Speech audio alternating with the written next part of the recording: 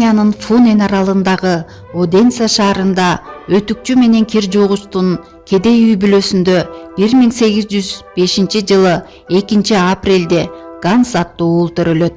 Ганс 11 жашка чыкканда атасы каза болгон. Ганс өзүн падышанын уулу деп эсептеп, жазууга жана фантазияга жакын болгон. Мектепте начар окуган, өмүрүнүн акырына чейин туура жазганды үйрөнгөн эмес. Алгачкы чыгармачылыгын ыр жазуу менен баштаган. Аймактын балдары үчүн ал үйгө спектакльдерди уюштурган. Ар бир топ түйшүктүү балалыгын кичи мекенинин эң жакыр райондорунда өткөргөн. Кайрымдуулук мектебин аяктагандан кийин 14 жаштагы бала Копенгенге даңк үчүн барган. Чыгармачылык менен иштөө үчүн көптөгөн курулай аракеттерден кийин ал королдук театрга 2 даражадагы ролдорго кабыл алынган. Көп өтпөй Ганс пьеса жазып, аны каржылоо өтүнүчү менен Даниянын падышасына кайрылган. Пьеса ийгиликке жеткен жок, бирок Андерсен үмүтүн үзгөн жок. Анын окууга жана жазууга болгон каалоосун көргөн Фридрих VI жаш жазуучуга казынанын эсебинен окууга уруксат берген. Копенген университетинде окуган. Жазуучу катары чыгармачылык жолун 30 жашында баштаган. 1829 жылы жазуучунун Хомен каналынан Алмагердин чыгыш четине чейин жөө саякат деген биринчи аңгемеси жарык көргөн. Мына ушул эмгек Андерсенге атак даңк алып келген.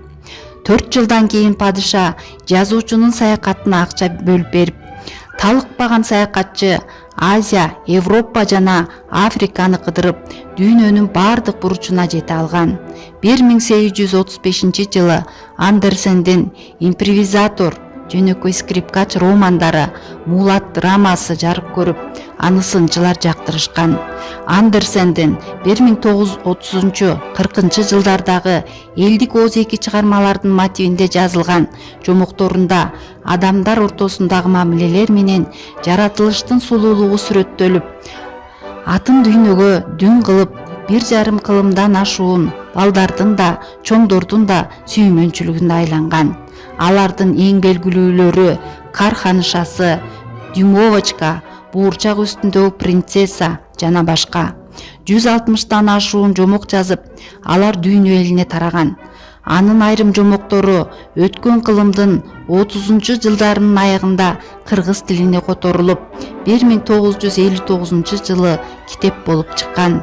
Андерсен боорурагынан 1875 жылы 4 августта 70 жаш курагында Копенгенде каза болгон.